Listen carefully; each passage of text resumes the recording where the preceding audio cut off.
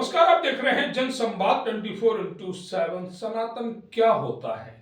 सनातन को लोग हर रूप में आगे क्यों रखते हैं?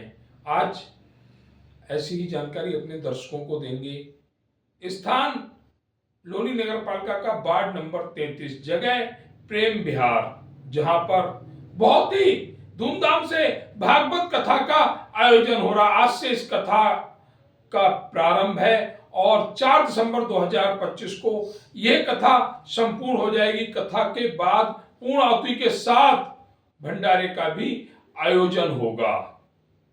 जो सामाजिक लोग इस कथा का आयोजन कर रहे हैं, कहीं ना कहीं वह भी धन्यवाद के पात्र हैं। मातृशक्ति पूरी शिद्दत के साथ इस आयोजन में जुड़ी हुई है। देखा गया कि आज कथा के प्रारंभ होने से पहले कलश यात्रा निकाली गई। कलश यात्रा में महिलाएं पूरी शिद्दत के साथ सड़कों पर चल रही थी, जयकारे जय घोष हो रहे थे। वापसी में कथा स्थल पर इस कलश यात्रा का समापन हुआ, जहां हमारी बात हुई आयोजनकर्ताओं से और वेद व्यास की गद्दी पर बैठने वाले गुरुजी से। तो उन्होंने बताया क्या है भागवत कथा का महत्व। मौके पर क्षेत्र के स्थानीय सभासद रामनिवास त्रिपाठी जी की भी उपस्थिति देखी गई, जिन्होंने वहां पहुंचकर सफाई व्यवस्था की जिम्मेदारी निभाई। ऐसे भागवत कथा में या अन्य कोई सामाजिक कार्य में त्रिपाठी जी की उपस्थिति रहती है। कथा को लेकर क्या कहा आयोजन समिति ने, देखी हमारी इस विशेष रिपोर्ट में। अभी पहुंचे हुए हम लोनी नगर पालिका के वार्ड नंबर 33 में। वार्ड नंबर 33 में जो माहौल देखा जा रहा है, इस माहौल को देखकर एक ही चीज सामने आती है। कहते हैं कि पुरानी कहावत है कि कौन कहता है आसमान में छेद नहीं हो सकता, एक पत्थर तो तबीयत से उछालो यारो।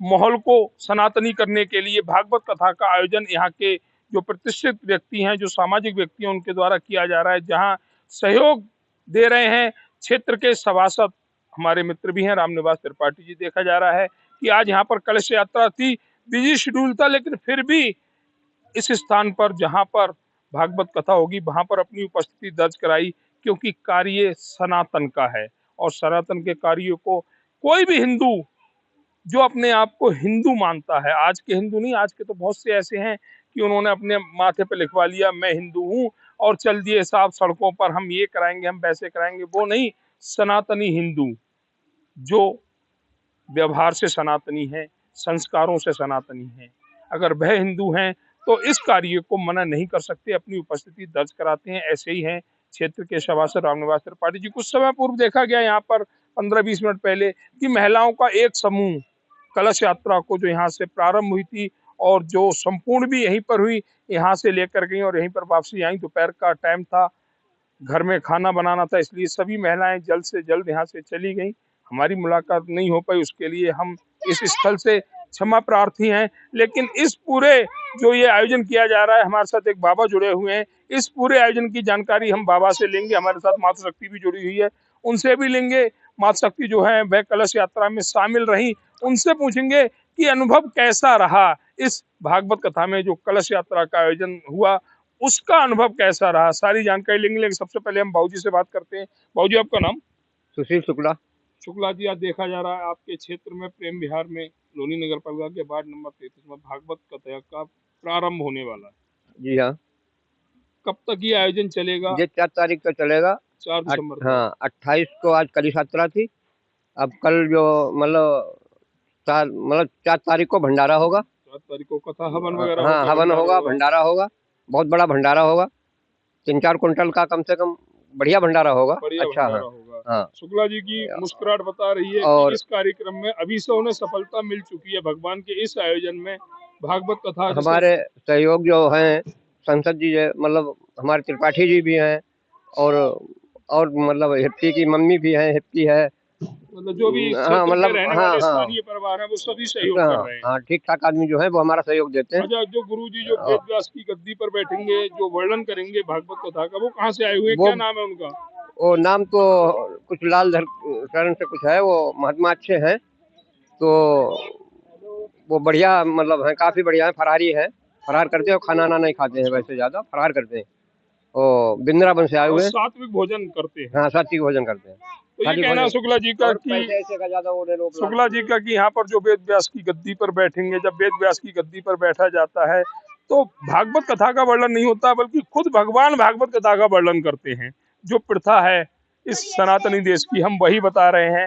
हालांकि जो कथा होगी आज से प्रारंभ होगा, कल से आज से इस कथा का प्रारंभ होगा। क्षेत्र के सभी लोग, खास तौर पर महिला शक्ति, इस भागवत कथा में पहुंचने का पूर्ण प्रयास करें। कहते हैं कि अगर भागवत कथा का वर्णन स्वयं अपने कानों से कर लिया जाए तो लोक और परलोक दोनों में ही सुधार हो जाता है। ऐसी है भागवत कथा की महिमा। हम अपने सभासद जी से ही कहेंगे जरा इधर आए, क्योंकि आप यहाँ पर उपस्थित हैं और आपके मुख से भी हम इस भागवत कथा की कुछ चार बातें जरूर सुनेंगे। त्रिपाठी जी, आज आप यहाँ पर उपस्थित हुए, लगातार हर उस कार्यक्रम में उपस्थित रहते हैं जो समाज हित में होता है। आज भी देखा गया आप भागवत कथा के इस कार्यक्रम में उपस्थित हैं जिसका प्रारंभ आज से होने वाला। आप खुद एक ब्राह्मण है, क्या कहेंगे भागवत कथा के लिए? भागवत कथा सनातन की रीढ़ है और निश्चित रूप से संस्कार और सनातन का जो पूरा विस्तृत जो विषय जो जाता है, सनातन के जितने भी हमारे जो सनातन की जो विषय है वो भागवत से प्रारंभ होती है। भागवत के माध्यम से सनातन में जितनी भी सामाजिक, धार्मिक और संस्कार से रहित सभी चीजों को निहित एक पूर्ण भागवत होती है और 7 दिन का ये पूरा विषय रहता है। कलश यात्रा से प्रारंभ होती है और हवन के साथ, पूर्ण आहुति के साथ, भंडारे के साथ इसका समापन होता है। तो मैं आज इस भागवत के माध्यम से मैं सभी को कहना चाहता हूँ कि जिसको शांति चाहिए और जिसको जो चाहिए वो इस भागवत कथा का श्रवण करे और निश्चित रूप से ये भागवत कथा जिस व्यक्ति को जिन विचारों के साथ यहाँ आता है उन्हीं विचारों से ओतप्रोत होकर शांति और अपने आगे का मार्ग प्रशस्त करती है। ऐसी हमारी ये सनातन की भागवत कथा है। तो ये कहना है त्रिपाठी जी का, सूक्ष्म शब्दों में सब कुछ कह दिया कि भागवत कथा जो सुनेगा, श्रवण करेगा, उसे जाने अनजाने हर उसकी वह मनोकामना पूर्ण होगी जो उसने अपने मन में बांध रखी। हमारे साथ माता शक्ति भी जुड़ी हुई है, उनसे भी जानकारी लेंगे। मैम, आपका नाम? अनीता पांडे। अनीता जी, खुशी का माहौल है, आपके प्रेम विहार में भागवत कथा का आयोजन हो रहा है। आपकी मुस्कुराहट बता रही कि आपको अच्छा लग रहा है, क्या कहेंगे भागवत कथा के लिए? ये सबसे पहले तो धन्यवाद उनका है, हमारे जेठ जी हैं जिन्होंने इतना बड़ा कदम उठाया, हमको सबको इतना 7 दिन, मतलब एक तरीके से तब स्वर्ग मिलता है हमारे यहाँ प्रेम विहार में। नहीं आ गया। हफ्ते भर के लिए वृंदावन और स्वर्ग के सारे देवी देवता यहाँ मौजूद हैं। और जो हमारे व्यास जी आए हैं वो मथुरा से आए हुए हैं, तो मथुरा से जो भी व्यास होते हैं उनकी कथा अद्भुत होती है, बहुत अच्छे हैं। तो आपने पहले भी श्रवण की हुई है कथा? नहीं, नाम सुना हुआ है उनका। हाँ, नाम सुना, लेकिन वृंदावन के जितने भी व्यास आए हैं उनका सबका वर्णन बहुत अच्छा रहता है। तो ये कहना है अनीता पांडे जी का कि जो यहाँ पर व्यास जी आए हुए हैं वह बहुत ही सुंदर कथा का वर्णन करते हैं और उनके उसी ओतप्रोत में यहाँ जो भी महिलाएं या पुरुष जो कथा सुनने आएंगे, जिस श्रवण करने आएंगे, वह उनके ओतप्रोत में बंद कर रह जाएंगे। ऐसी कथा का वर्णन करते हैं व्यास जी। हमारे साथ माता शक्ति के रूप में एक महिला और जुड़ी हुई, उनसे भी जानकारी लेंगे। आपका नाम? दुर्गा त्रिपाठी। दुर्गा त्रिपाठी जी, युवा हैं। आज का युवा संस्कारों की ओर नहीं, पश्चिमी सभ्यता की ओर जाता है। मैं सबसे पहले सैल्यूट करता हूँ आपके संस्कारों को कि आप यहाँ पर इतने सुंदर आयोजन में अपनी उपस्थिति दर्ज करा रही हैं। क्या कहेंगे भागवत कथा को लेकर अपने उन युवा महिलाओं के लिए जो अपने ही संस्कारों को छोड़कर दूसरी तरफ जा रही हैं? देखो, भागवत कथा एक साथ होती है, एक साथ सब लोग आते हैं, तो एक साथ जो पूजा पाठ होती है तो मंगलमय और एक भक्तिमय वातावरण हो जाता है।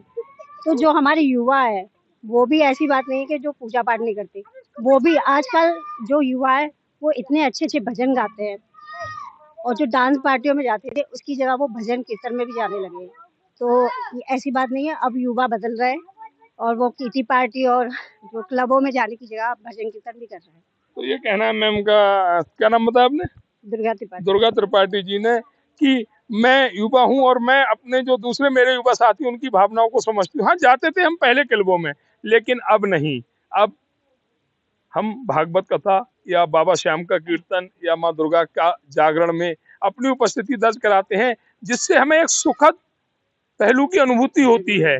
और उन बहनों को भी संदेश है ये कि आए यहाँ पर भागवत कथा का जो वर्णन करें वेद व्यासी, उनका श्रवण करें और अपने जो अच्छे पल हैं उनको जिए, इस भागवत कथा में अपनी उपस्थिति दर्ज कराकर। लोनी नगर पालिका के प्रेम विहार में भागवत कथा का आज से प्रारंभ होने वाला है। भागवत कथा का जो श्रवण कराएंगे वेद व्यास की गद्दी पर बैठकर, जो भक्तों को श्रवण कराएंगे, वे गुरुजी हमारे साथ जुड़े हुए हैं, उनसे इस भागवत कथा के बारे में जानकारी लेंगे। कहते हैं कि भागवत कथा जो श्रवण करता है उसका लोक और परलोक दोनों में ही सुधार आ जाता है। सही जानकारी गुरुजी से लेंगे कि क्या है ऐसा कि भागवत कथा सुनने के बाद सब कुछ अच्छा ही होने लगता है।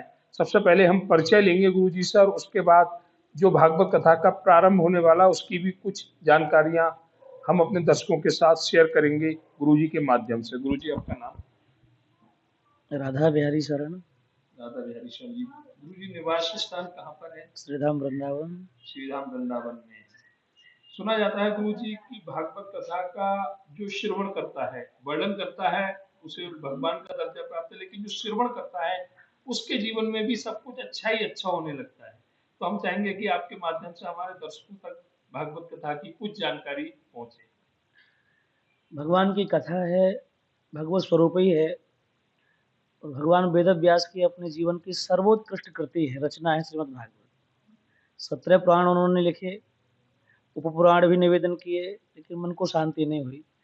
लेकिन नारद जी की आज्ञा से भागवत जी प्रकट किया तो मन परम विश्राम हो गया। तो ये भगवत प्राप्ति का भी साधन है और एक जीवन अध्यात्म में तो भगवान की प्राप्ति है ही है, मन की शांति है। संसार में भी जीने की कला है, जीना कैसे है मनुष्य को, हमें इस शरीर का क्या धर्म है, क्यों हमें ये शरीर मिला है, हमारा क्या कर्तव्य बनता है माता पिता समाज के प्रति, सारे क्वेश्चनों का आंसर इसमें रहता है। तो ये जीवन को जीने का एक ढंग है। इसका भागवत कथा का जैसे आयोजन होता है, लोग कहते हैं 7 दिन का आयोजन होता है इसमें, तो पूर्ण जो आहुति होती है वो 7 दिन की होती है। भगवत कथा का संपूर्ण पाठ 7 दिन में समाप्त हो जाता है, समापन हो जाता है उसका। हाँ, साप्ताहिक इसका एक स्वरूप है। वो एक कामना युक्त कोई अनुष्ठान अगर किया है, कोई कामना हमने भगवान से निवेदन की है तो सप्ताह ढंग से होती है। बाकी तो भक्तों के संतों के लिए कहा गया कि दिनानाम नियमो नास्ति सर्वदा श्रवणम मतम। अब जब मन करे तब सुनो, जितने दिन सुनो, उसमें कोई नियम नहीं है। तो गुरुजी एक सवाल हो रहा है, हमारे दर्शक अगर इस आयोजन को कराना चाहें तो आप जैसे महात्मा से संपर्क कैसे करें?